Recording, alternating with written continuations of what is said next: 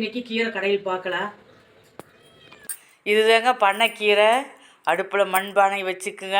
1/2 litre தண்ணி, சின்ன வெங்காயம், பச்சை மிளகா, சீரகம், வரமல்லி போட்டு இது நல்லா கொதிக்கணும். வெங்காயம் மிளகாய் வெந்த பின்னால் க்ளீன் பண்ணியிருக்கிற பண்ணைக்கீரையை போட்டு நல்லா திருப்பிவிடுங்க. கீரையும் வேகணும். கீரை இப்போ வெந்துருச்சுங்க. அதில் தண்ணி நிறையா இருக்குது. நம்ம கொஞ்சம் வடிச்சுக்கலாம். வடிச்சிட்டு உப்பு அளவான உப்பு போட்டு பருப்பை மத்து போட்டு நல்லா கடையணும். நல்லா கடைஞ்சிங்கன்னா பாருங்க இப்படி வந்து ரெடி ஆயிடுச்சு. கடைய முடியாதவங்க நீங்கள் மிக்சியில் ஒரு ஓட்டு ஓட்டிக்கிங்க. அப்புறம் தேங்காய் எண்ணெய் ஊற்றி இதுக்கு சாப்பிட்டா சூப்பராக இருக்குது.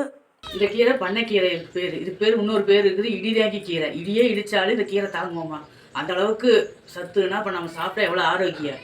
நீங்களே இது செஞ்சு பாருங்கள். செஞ்சு பார்த்துட்டு கமெண்ட்ஸ் பண்ணுங்கள். அப்படி சப்ஸ்கிரைப் பண்ணிடுங்க.